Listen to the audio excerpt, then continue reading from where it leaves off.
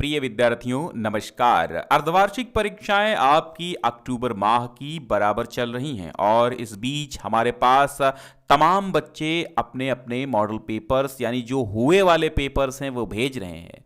तो मेरा भी कर्तव्य बनता है कि मैं आपको वे सारे पेपर्स दिखा दूं जो बच्चे हमें भेजते हैं। अगर आपके पास भी आपका एग्ज़ाम हो गया है और पेपर हैं तो अच्छी सी पीडीएफ बना के आप भेज दीजिए। आपको मेरा नंबर अबाउट सेक्शन में मिल जाएगा। तो जैसा कि आप जानते हैं पूर्णांक 70 का होगा और 3 घंटे 15 मिनट का समय है और वो विद्यालय अपने अनुसार कुछ समय चेंज भी करते रहते हैं। और कुछ बच्चों ने बहुत अच्छा फीडबैक दिया है कि सर आपने जो पेपर दूसरे ज़िले का बताया था सेम वही मेरा आ गया या 50% उसमें से हमारे क्वेश्चंस आ गए। तो मैं उम्मीद करता हूं कि ये पेपर भी आपको बहुत फ़ायदा देगा। तो कक्षा 12 की जीव विज्ञान जिसे आप अंग्रेजी में बायोलॉजी कहते हैं, तो ये बायोलॉजी आपको मैं हल कराने जा रहा हूं।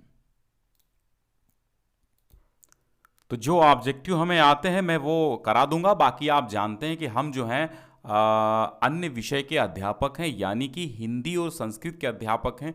लेकिन आवश्यकता अनुसार समय समय पर मैं आपको तमाम पेपर्स प्रदान करता हूं। तो यहाँ पर अलैंगिक जनन से प्राप्त संतान कैसे होते हैं, तो यहाँ पे मुझे लगता है क्लोन होना चाहिए। तो यही ऑप्शन आपका सही होगा। टेस्टोस्टेरोन हार्मोन्स कहाँ होते हैं, तो ऑलरेडी आंसर है नर में होते हैं। और वृषण जनन अंग नर मानव के होते हैं। और मानव मादा में अंडाशय की संख्या 2 होती है और युग्मकों में गुणसूत्रों की संख्या आधी होती है, किसके, जीव के। तो अब छोटे छोटे प्रश्न आपके यहाँ आए हैं कि परागण को किसे कहते हैं उसको समझाइए, पुष्पों के अंगों का वर्णन करो, और सेरेटोली सेल्स क्या होते हैं, सेरेटोली सेल्स क्या होते हैं, इसके क्या कार्य हैं वो बताना है और किसे कहते हैं ये भी याद कर लेना। अनुवांशिक लक्षण किसे कहते हैं और अनुवांशिक लक्षण क्या होते हैं, ऐसा प्रश्न भी आपका फिर से पूछा जा सकता है। मानव मादा में गर्भ धारण होने पर कौन कौन से लक्षण पाए जाते हैं और एक संकर संकरण किसे कहते हैं, रेखा चित्र द्वारा समझाइए। परीक्षण संकरण किसे कहते हैं वो भी समझाइए। शुक्राणु जनन किसे कहते हैं उसको समझाइए। अच्छा, मादा जनन अंग का सचित्र वर्णन कीजिए। देखो चित्र वाले प्रश्न हमेशा आते हैं, तो सचित्र वर्णन के प्रश्न आप जरूर याद कर लीजिएगा।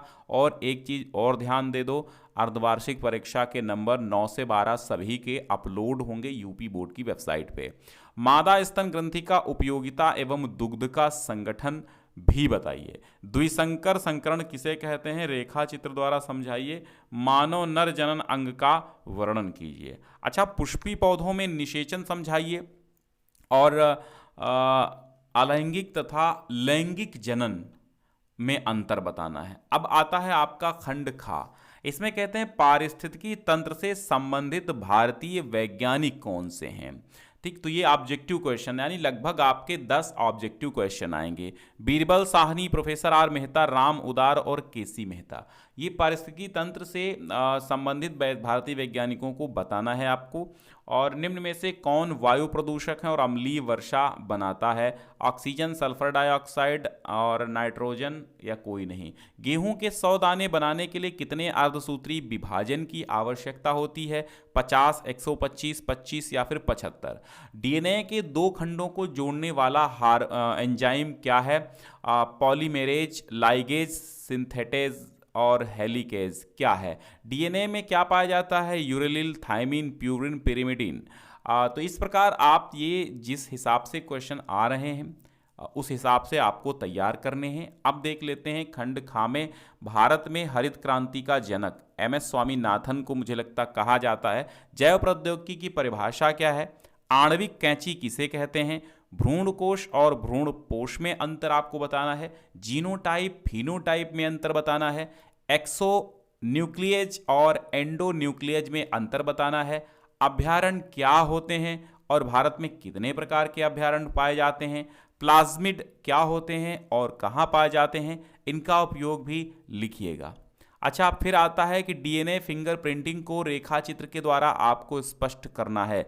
और पारिस्थितिकी तंत्र की मुझे लगता है इकोसिस्टम, यानी कि जो आपका पारिस्थितिकी तंत्र है वहां से प्रश्न आपका बनना है। अगर सेम यही पेपर आया तब तो खैर आपकी चांदी है, और अगर ये नहीं आया तो इसमें से 50% मुझे उम्मीद है कि आपके एग्जाम में प्रश्न आ जाएंगे। तो इसलिए आप जो है इस पेपर को बहुत कायदे से इनके सारे प्रश्नों को तैयार कर लीजिएगा, ठीक है। तो पारिस्थितिकी तंत्र की परिभाषा लिखिए और विभिन्न घटकों के नाम लिखिए, प्रकाश तथा जल घटकों का पौधों के जीवन पर पड़ने वाले इफेक्ट का, प्रभावों का वर्णन कीजिए। और जीनी अभियांत्रिकी क्या है? जीनी अभियांत्रिकी क्या है? रिकाम्बिनेंट डीएनए तकनीकी की सहायता से इंसुलिन उत्पादन विधि का सचित्र वर्णन कीजिए, ठीक है, सचित्र। तो अब आपको अगर ये मॉडल पेपर की पीडीएफ चाहिए तो मॉडल पेपर .info पे आप जाएंगे, ठीक है। आप हम एक वेबसाइट है, आप इस पे केवल मॉडल पेपर, वो भी यूपी बोर्ड के ही मिलते हैं। तो मॉडल पेपर स्पेलिंग देख लीजिए, मॉडल पेपर .info पे आप जाएंगे तो होम पेज का मिल जाएगा लिंक सबसे ऊपर गूगल पे। और जैसे ही ऊपर लिंक होगा उस पर क्लिक करेंगे तो आपको यहाँ पर तमाम ऑप्शन दिखाई देंगे। नीचे की ओर स्क्रॉल करेंगे, नीचे मध्य पेज में जाएंगे तो आपको हाफ ईयरली एग्जामिनेशन वाला एक कॉलम दिखाई देगा क्लास 12 का।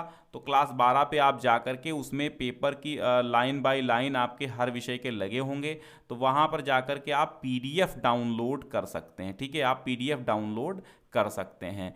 तो अब आज के लिए बस इस पेपर को मुझे बताना था, वो मैंने बता दिया है। और एक बार फिर से मैं चाहूँगा आपको कि किस टाइप के प्रश्न आते हैं। बहुत कठिन तो आए नहीं हैं, यानी शुरुआती प्रश्न आ रहे हैं, तो शुरुआती आप छोटे छोटे यानी अतिलघुत्तरी और आप जो है बहुविकल्पीय ये जरूर तैयार करें, क्योंकि ये होता है बैकबोन, यानी कि ये होती है मजबूती आपकी।